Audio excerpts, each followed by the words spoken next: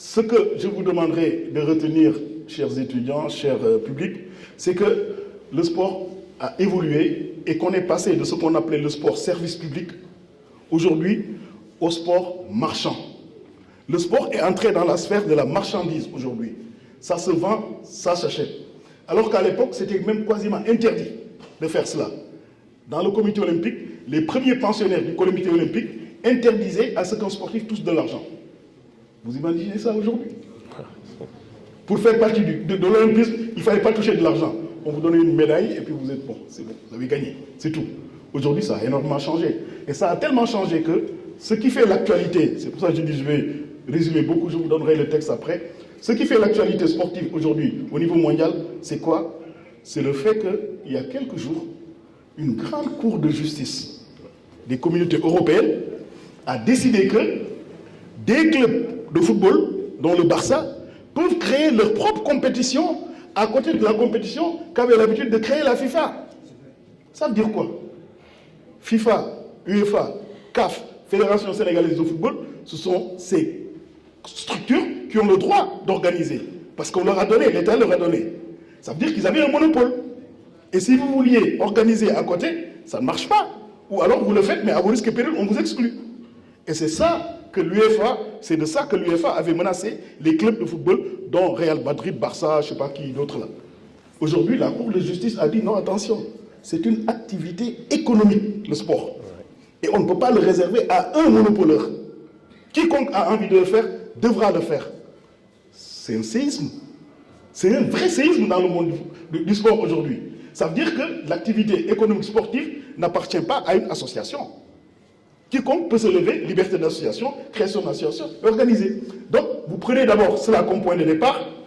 Ensuite, le sport, et ils vous l'ont dit, il est universel. On le pratique à Dakar, à Marseille, à Sannar, partout.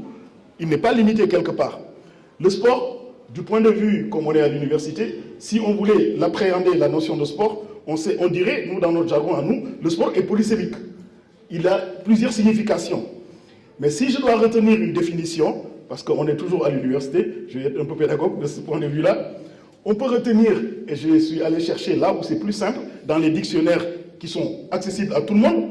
Le premier dictionnaire que l'on utilise généralement, c'est le Petit Larousse. Et dans le Petit Larousse, on dit que le sport, ce qui constitue des sports, ce sont des exercices physiques qui se présentent sous forme de jeux individuels ou collectifs qu'on pratique en observant certaines règles. Ça, c'est la définition du Larousse. Ensuite, je suis allé voir un autre dictionnaire qui est le concurrent, le Petit Robert. Et le Petit Robert, il dit, c'est une activité physique exercée dans le sens du jeu, de la lutte et de l'effort, et dont la pratique suppose un entraînement méthodique, le respect de certaines règles et disciplines. Ce sont les définitions assez générales. Elles sont justes, mais elles méritent d'être un peu mieux précisées pour permettre de distinguer le sport d'autres catégories de jeux. Il y a plusieurs autres formes de jeux. Est-ce que les échecs, c'est un jeu? Est-ce que c'est du sport, l'échec? Ou bien? Question. Alors, c'est pour cela, dans notre définition à nous, ce qu'on devrait prendre, et Ismaël ne me contradierait pas, nous les juristes, on peut retenir que le sport, c'est certes un jeu, mais ce n'est pas n'importe quel jeu. C'est un jeu qui implique, comme on le dit dans les définitions, une activité physique, mais c'est une activité réglementée. Et dans le sport, on pense à une chose, pour qu'on puisse qualifier une activité de sportive, il faudrait qu'on soit dans une intention d'être dans une compétition, une intention d'être dans une compétition. Et comment on peut être dans l'intention d'être dans une compétition? C'est quand vous êtes dans une salle, vous la fermez, vous êtes dans un endroit, vous la fermez, vous dites aux gens, pour nous regarder, il faut payer. Dès qu'il y a de la billetterie, il y a déjà quelque chose. Ensuite, quand la compétition elle se déroule, est-ce que vous gagnez quelque chose à la fin? Vous gagnez un match, vous pouvez gagner un championnat. Donc cet esprit de compétition-là, c'est ça qui fait qu'on devrait définir le sport, non pas comme un jeu simplement, mais comme une activité réglementée qui déroule quelque chose. Alors, toujours dans l'évolution, aujourd'hui, on réfléchit. On dit compétition, oui. Mais est-ce que toutes les compétitions sportives sont appréhendées de la même manière? Plus on avance, plus on se rend compte que le mot compétition, il est galvaudé. On utilise d'autres formes de mots, de concepts. On va manifestation sportive, oui d'accord. Manifestation sportive, ça va encore. Mais quand on va vers spectacle sportif, il y a un énorme changement. Le spectacle sportif, c'est Youssou N'Dour qui fait son concert, vous venez, vous payez. Ce n'est plus du tout une manifestation sportive. À ce moment-là, l'argent commence à arriver. Donc, ça devient une véritable activité économique et jusque dans les concepts, ça change. Ça, c'était juste des considérations pour définir ou pour situer un peu le mot sport. Mais cette évolution, qui ne se limite pas seulement à une évolution sémantique, une évolution de mots, cette évolution, ça traduit aujourd'hui, à mon avis, l'acceptation de l'orientation économique du sport. Et quand quelque chose va dans l'économie, la manière de gérer cela va fondamentalement changer. Vous ne gérez pas une activité d'intérêt général, service public pour tout le monde, de la même manière que vous allez gérer une activité qui doit être rentable. Ce n'est pas pareil. Même du point de vue comptable, on disait les services publics doivent être équilibrés, alors que les services économiques doivent être rentables. Ce n'est pas la même chose. Alors de ce point de vue-là, ça amène à s'interroger, et c'est cela la pertinence de votre thème d'aujourd'hui, ça amène à s'interroger sur la gestion du sport. C'est quelque chose qui est devenu complexe. On appelle management du sport. Le management du sport, on est à l'université encore une fois, vous m'excuserez, les concepts, c'est une science, c'est une technique, c'est aussi un art. Trois choses, science, technique, art. L'objet de ce management du sport, c'est de proposer un cadre pour permettre d'une part de mieux comprendre les organisations sportives, peut-être que Nala vous en parlera, ainsi que leur système de fonctionnement, et d'autre part, d'agir concrètement au sein de ces organisations pour avoir un peu plus d'efficacité. Comprendre les organisations, mais l'action au sein des organisations pour que ce soit un peu plus efficace. C'est pour cela, au cœur du management du sport, il y a qui? Il y a les dirigeants. Nous, on les appelle dirigeants. Les dirigeants du sport. Quand vous voulez, moi je suis dirigeant Nawetan, je suis dirigeant Djaraf, je suis dirigeant machin. Dirigeant, ça a changé aujourd'hui. Allez voir le sport professionnel et regardez ceux qui dirigent le sport professionnel. On appelle président. Ce n'est pas président en style président parce que vous êtes... Non, c'est un président qui préside un conseil d'administration. Vous regardez, celui qui est à côté de lui, c'est un directeur général, comme vous le retrouverez à la Sonatel ou je ne sais plus dans quelle autre entreprise. Donc, ce sont ces choses qui aujourd'hui gouvernent le sport. On manage le sport de la même manière qu'on managerait une entreprise. Vous allez au Paris Saint-Germain, vous allez trouver le prince arabe, là, Khelaïfi, je crois, il s'appelle. C'est lui le président. Mais au Paris Saint-Germain, il y a un directeur général. Vous ne le connaissez pas généralement. On ne les connaît même pas, ces directeurs généraux. On ne les connaît pas. Ils sont là-dedans. Il y a un directeur général. Vous allez dans les ligues de football professionnel, vous allez avoir un président du conseil d'administration. Aujourd'hui, la ligue de football professionnel en France, le président du conseil d'administration, c'est l'ancien président de Marseille, là, Vincent Labrune.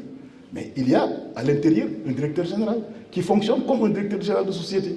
Et le but, c'est quoi? C'est de faire en sorte que l'activité soit rentable. Donc, ce que vous demandez aujourd'hui, sur lequel on doit réfléchir, c'est comment faire, comment gérer nos organisations sportives pour qu'elles soient non seulement dans l'air du temps, et l'air du temps c'est quoi? C'est que ça soit rentable. Il ne s'agit pas tous les ans de se lever et de dire à l'État, ah, moi je vais à la Cana, il faut sortir de l'argent. Il y a un problème. Je viens de lire une information qu'on vient de me balancer. Aliou Cissé, le sélectionneur national, ça fait 6 mois qu'il n'a pas été payé. Et après on dit qu'il faut aller gagner la CAN. Qui est-ce qui paye? C'est l'État. Pourquoi l'État devrait continuer à payer Aliou Cissé? Pourquoi la fédération qui gagne de l'argent ne paye pas Aliou Cissé? Ce sont ces questions-là sur lesquelles il faudrait qu'on réfléchisse un peu. Alors, cette question, elle est assez complexe, elle est difficile. Vous me demandez de réfléchir sur les enjeux et les défis. Les enjeux dans la direction, dans ce que je peux appeler les dirigeants sportifs, les enjeux principaux, c'est qu'on arrive à la performance sportive, qu'on arrive à de bons résultats sportifs. C'est ce que l'on attend de dirigeants. Performance, résultat. C'est le haut niveau, n'est-ce pas Kabir? Performance, résultat. Performance, il faut durer dans la performance. Les résultats doivent pouvoir être également pérennes, mais ça ne doit pas tout le temps gouverner. Hier, je donnais un exemple qui a fait rire Joe Lopez, quand je disais, il y en a qui gèrent excellemment bien, mais qui n'ont pas beaucoup de résultats. Et pourtant, du point de vue gestion, ça marche très fort. Et j'ai dit, Arsenal est un peu dans ce style-là. Arsenal, le club de football, là. Ils ne gagnent jamais le championnat, mais ils sont très très bien tenus. Donc, ça marche très fort de ce point de vue. Alors, le management du sport, il fait appel à beaucoup de disciplines. Moi, je suis juriste de formation, dans la sociologue, il va en parler. Il y a d'autres personnes qui sont dans la géographie, par exemple, aujourd'hui. La géographie, elle est importante. Hier, d'ailleurs, félicitations à l'UGB. J'ai visité les infrastructures sportives, c'est quelque chose d'essentiel. C'est grâce à des infrastructures sportives qu'on arrive à faire des résultats. Or, vous avez tout ce qu'il faut. J'ai vu une piscine, j'ai vu des salles couvertes, j'ai vu plein de choses, ce que de l'autre côté, ils n'ont pas. Ils n'ont pas du tout. Et donc, ça devrait permettre de faire en sorte que vous arriviez à cela. Donc, il y a beaucoup de disciplines, c'est quelque chose de complexe. Alors, la question que je vais résoudre, c'est 2 points seulement. Et je vous laisserai continuer. D'abord, pour les défis, quelle est la place du management du sport aujourd'hui dans les activités sportives? Deuxièmement, quel doit être le contenu du management du sport dans les organisations sportives aujourd'hui? Place du management, contenu du management. Quelle place? Je vous l'ai dit tout à l'heure, management du sport, ça fait penser à gouvernance du sport. Et quand on parle gouvernance du sport, chez nous, on dit toujours les dirigeants. C'est les dirigeants, c'est les dirigeants. C'est le mot-là qu'on utilise et peut-être c'est ça qu'on devrait utiliser au lieu de parler de management. On devrait dire les dirigeants du sport. Pour atteindre les objectifs d'enjeu de performance, il faut des dirigeants qui soient bons, qui soient compétents et qui soient adeptes d'une bonne gouvernance. Et la bonne gouvernance, dans le sport, c'est 3 idées. 3 idées. La première, c'est que les décisions que prennent les dirigeants doivent être les meilleures dans l'intérêt du sport. Deuxième idée, ces dirigeants doivent être pénétrés de valeurs de l'idéal sportif, notamment l'éthique et le fair play. La Fondation Kéba Mbaye est là, on parlera vers la fin du contenu du management. Enfin, ces dirigeants doivent incarner des valeurs telles que tous les comportements déviants et autres tricheries soient bannis des compétitions sportives. La corruption, c'est généralisé, mais chez nous, c'est la fraude sur l'âge. Je suis désolé de le dire, mais ça, il faut qu'on en parle aussi. Eux, ils n'avaient pas fraudé sur l'âge. Ils ont été champions d'Afrique. Mais aujourd'hui, c'est le sport national. Et ce n'est pas les sportifs, c'est les centres d'état civil. C'est souvent dans les centres d'état civil que cette chose-là se fait. Donc, la violence dans les stades et autres. Donc, ce que nous visons en parlant de quelle place doit avoir la gouvernance du sport, elle doit être centrale et elle doit avoir la même place que le coaching technique. Ce que fait un entraîneur au plan technique, c'est une excellente chose. Ça permet d'avoir des athlètes qui sont bons, qui sont bien préparés et qui vont gagner les compétitions. Mais ce n'est pas seulement ce que fait l'entraîneur. Parce que pour que l'entraîneur puisse être dans des conditions, il lui faut de bons dirigeants. Et ces bons dirigeants-là, c'est ce qui a amené que même au-delà du sport, dans la théorie des organisations, un concept est né qu'on appelle le corporate governance en anglais. Corporate governance, c'est le gouvernement d'entreprise. Cette théorie du gouvernement d'entreprise, c'est cela qui a montré, pour ceux qui étudient l'entreprise, à un moment donné, que le mode d'organisation d'une entreprise, son mode d'organisation, la manière dont l'entreprise est organisée, la manière dont l'entreprise est dirigée, est aussi important que le produit que l'entreprise va vendre. Parce que chez nous, on ne voit que le produit. On va mettre un bel emballage, on va faire de la publicité, jumbo, machin et tout cela. Mais comment ça sort? On ne s'en occupait pas. Mais aujourd'hui, c'est en train de changer. Le mode d'organisation de l'entreprise, la manière dont l'entreprise est tenue, c'est ce qu'on appelle l'organisation, c'est cela la gestion, c'est aussi important que le produit que l'on met sur le marché. Et de ce point de vue-là, les théories de gouvernement d'entreprise ont gagné et ont gagné énormément. Ils ont même gagné aujourd'hui tout ce qui touche aux organisations sportives. Donc cette place-là, il faudrait qu'en Afrique, on donne cette place à la gestion, au management du sport. Malheureusement, chez nous, pendant très longtemps, nous avions déserté les organisations sportives. On est parti. Qui est-ce qui est resté? C'est les gens qui avaient le temps. Ils sont restés. Ils ont dirigé les clubs. Ils dirigent les fédérations maintenant. C'est ceux qui ont le plus de temps qui sont restés, la plupart d'entre eux. Je ne sais pas si vous avez remarqué. On est même allé dans le football jusqu'à intégrer le mouvement navétane, qui est devenu une composante essentielle du mouvement du football sénégalais.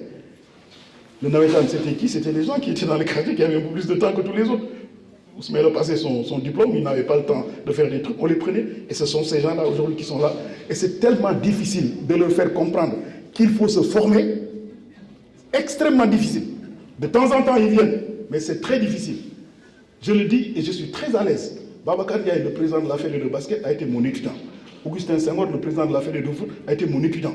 Tous sans exception. Je suis très à l'aise avec eux, je parle avec eux sans aucune difficulté.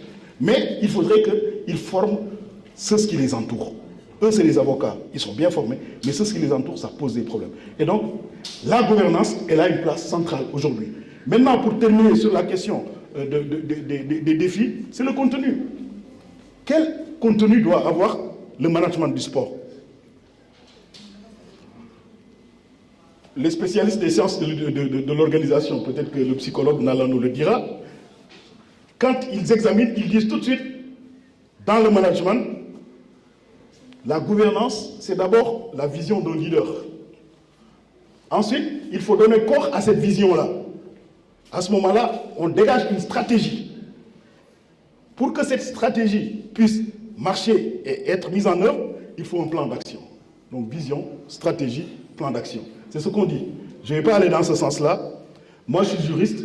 Et là où je vais insister, c'est sur les règles d'organisation. Pour parler du contenu de la gouvernance. Je connais mieux ces règles-là. Ce sont les règles de droit. C'est la complexité de leur application dans le domaine du droit. Comment, dans le domaine du sport, appliquer les règles de droit dans le sport, c'est très compliqué. Très, très compliqué. On parle également, il n'y a pas très longtemps, d'une athlète, je ne sais pas, dans la boxe, je ne sais pas qu'est-ce qu'elle a fait, on l'a virée, pour qu'elle trouve un juge même, pour juger son cas, c'était compliqué, c'était très difficile, malgré l'existence du TAS, du tribunal arbitral du sport. Ce n'est pas très facile.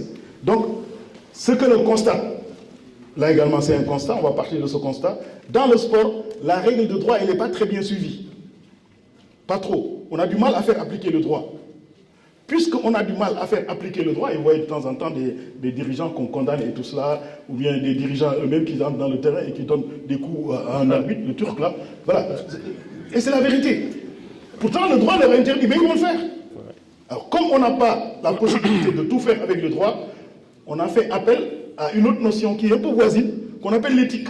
Et c'est pour ça que je vous parlerai de Kéba Mbaye un tout petit peu en terminer. On a utilisé l'éthique. L'éthique, par rapport aux règles de droit, le droit, ce sont des règles collectives. Tout le monde doit l'appliquer. Mais l'éthique, c'est personnel. C'est vous, votre manière de faire, votre comportement face à certaines situations. Quelqu'un peut dire, moi si je prends ça, c'est pas grave, hein, bon, il vous le fallait, il y a un problème. Mais l'autre lui dira, oh là là, moi je ne peux pas parce que ma culture est... C'est pour ça, l'éthique est un peu différente du droit. Je vous donne des étudiants, comme ça vous avez déjà la définition et la différence entre l'éthique et le droit. Donc, je crois qu'on a essayé avec l'éthique également. On a essayé avec l'éthique et parce qu'il y a des difficultés d'appliquer les règles de droit, il faut quand même, malgré tout, que les compétitions se déroulent. Il faut que le sport marche. Il faut civiliser le sport. On a dit, on va essayer d'utiliser le sport, on va essayer d'utiliser, pardon, les règles d'éthique. Aujourd'hui, on ne peut pas imaginer un monde sans sport. C'est quasiment impossible. Impossible. Le sport, ça va avec le monde, ça va avec la marche du monde. Si on ne trouve pas des solutions durables, je crois qu'il y a des chances qu'on se mette, comme a fait le Turc là, à venir et à taper des gens sur un terrain parce que notre équipe a perdu. Ce n'est pas très bon. Et de ce point de vue-là, l'éthique est placée au cœur. On justifie le mode de fonctionnement du sport d'aujourd'hui par le biais de l'utilisation de l'éthique. Les Sénégalais sont très familiers avec l'éthique actuellement. Tout à l'heure, Koumba a rappelé un tout petit peu le rôle du juge Kéba Mbaye. Il a fait un discours que de temps en temps, on montre à la télévision. De temps en temps, on devrait le montrer, moi je crois, tous les jours et le montrer dans toutes les écoles. C'était à l'occasion d'une leçon inaugurale à l'université Cheikh Anta Diop en 2005, bientôt 20 ans. Et c'est ce discours qui a permis à beaucoup de nos compatriotes de se familiariser avec l'éthique et de savoir ce que c'est l'éthique. Je suis très fier parce que ce discours, j'ai contribué à l'écrire. Et dans...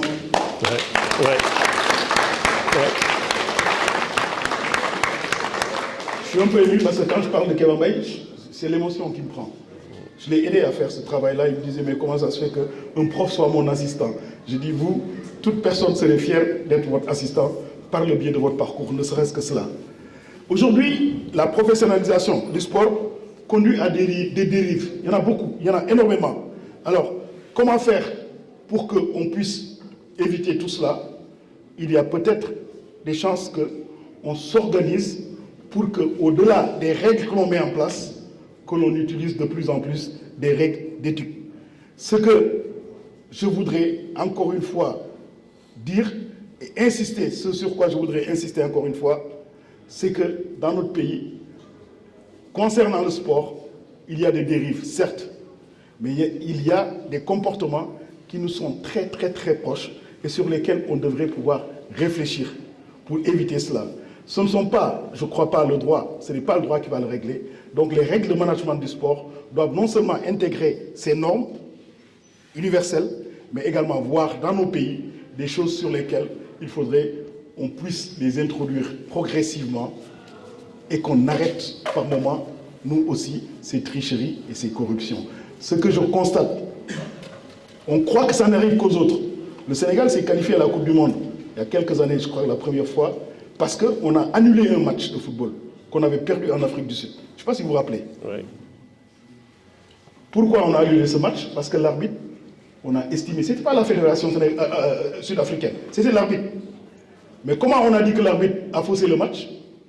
L'arbitre a utilisé quelque chose, ou alors il a été victime de quelque chose. C'était les paris sportifs. C'était les parieurs. Or, ces paris sont très importants dans nos pays actuellement. Faites beaucoup attention. Donc, les dirigeants sportifs, réfléchissez à ces questions-là, de dérives, pour voir comment, à la limite, je dis bien, civiliser le sport. Aujourd'hui, je vais terminer avec cette phrase du juge Kebambaye. Lorsqu'il prenait congé de nous, d'ailleurs, il avait dit, faites ce que je vous dis, sinon vous risquez de dire, pas Keba Wahon Melenko. C'est comme ça qu'il avait dit, pas Keba Wahon Melenko. Il dit, l'éthique doit être constituée comme la mesure obligatoire de l'exercice de tout droit, de toute liberté et de tout pouvoir. Si on applique cela au sport, il y a des chances qu'on ait un sport propre. J'ai essayé de résumer ce que j'avais préparé. Merci. Encore une fois, félicitations Ismaïla, félicitations à votre équipe. Je vous remercie beaucoup, merci de m'avoir écouté. Merci.